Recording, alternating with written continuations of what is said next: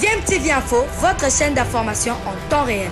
La politique, la santé, le sport, les faits de société, la musique, les rumeurs et bien plus encore. Vous découvrirez cela dans notre chaîne DMTV Info.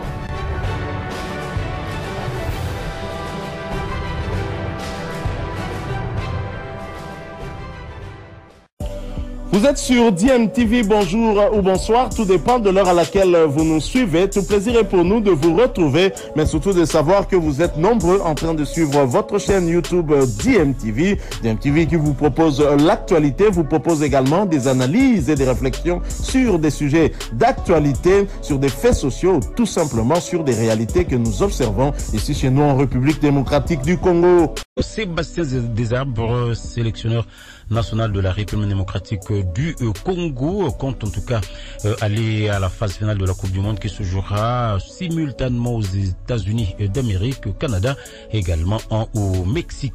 Et donc pour ce faire, il faut battre le Sénégal et le Togo, en tout cas deux équipes qui se dressent devant la République démocratique du Congo dans le cadre de la 3e et 4e journée des éliminatoires de la Coupe du Monde de football. D'ailleurs, contre le Sénégal, ça sera donc au mois de juin prochain à Dakar, au Sénégal. Et pour ce faire, Sébastien Desarbres a donc dressé une liste de 26 joueurs. On écoute Blaise Ndongala qui parle en tout cas des arrivées et des retours sur cette liste des léopards de la République démocratique du Congo.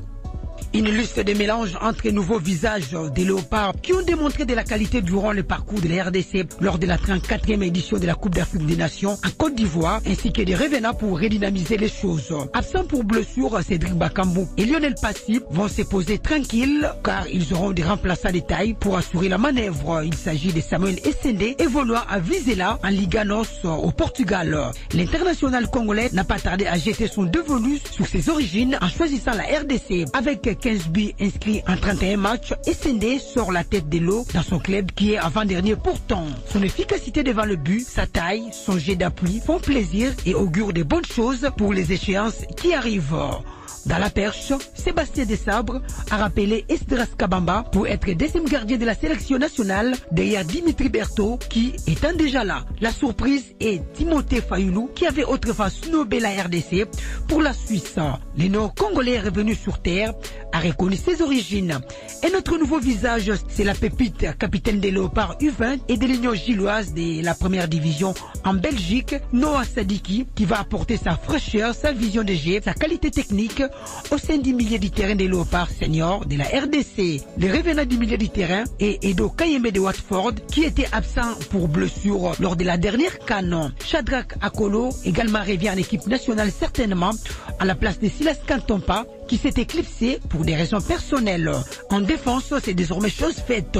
Le défenseur central passé à Manchester United et Aston Villa, Axel Twanzebe, sera le nouveau compagnon de la charnière de la RDC aux côtés de Chancel Mbemba. Il pourrait également être utilisé sur les côtés droits pour titiller un tout petit peu Gédéon Kaloulou qui sort d'une saison assez mitigée avec Lorient relégué en Ligue 2. On écoute cette fois l'analyse de notre confrère Gilite Koba qui regrette en tout cas l'absence de certains joueurs locaux. Nous disons toujours dans les jargons sportifs qu'on ne change pas l'équipe qui gagne.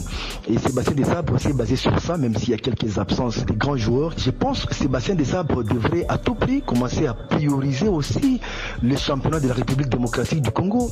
Il faut qu'on se le dise, Sébastien Desarbres a assisté au match de Ligue des Champions que le tout-puissant Mazembe Anglebert a livré, je pense contre Al-Ali, des matchs héroïques. Vous n'allez pas me dire quand même qu'en Mazembe, il n'y a pas des joueurs qui peuvent être dans la sélection nationale de la tanière des Léopards afin d'acquérir de l'expérience. Il y a des joueurs comme Glody Likonza, Philippe Kinzumbi, côté le Popoin, un joueur intéressant qui fait un championnat héroïque comme Dieu Bénin Dongala, des joueurs comme Elim Panzou qui peuvent avoir le temps d'entrer dans l'effectif de Léopard de la RDC. Sébastien Desarbres, il a un regard extraverti qui justement ne voit que des joueurs évoluant même dans les deuxièmes divisions en France que des joueurs dans la première classe au championnat de la République démocratique du Congo. Je pense que c'est un quoi que Sébastien doit revoir par rapport à la sélection. Et voilà, parlons maintenant championnat national de football.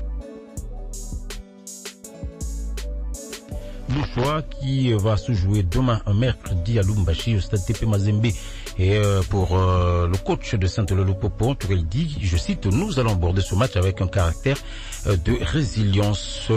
Et donc ce match sera retransmis en tout cas en direct et en intégralité si possible sur les ondes de Radio Okapi. On termine avec la boxe ce mardi 21 mai 2024. C'est donc un jour déterminant pour les léopards de la République démocratique du Congo qui vont pouvoir se disputer en tout cas quelques tickets qui restent pour les Jeux olympiques de Paris en 2024 courant.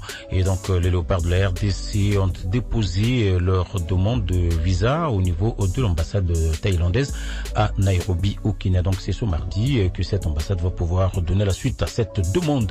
Et donc si ça pourrait aller, donc selon les propos du président de la Fédération congolaise de boxe, Ilunga Loyo Ferdinand, et donc l'équipe nationale va donc prendre le tout premier vol en tout cas pour arriver à temps car les hostilités commencent déjà à partir de jeudi dans la matinée. Nous allons y revenir à 12h avec beaucoup plus de détails sur ce dossier des léopards de la République démocratique du Congo. Je rappelle que cette sélection de boxe a déjà qualifié donc deux pugilistes. Il s'agit de Marcela Sakoubi et notre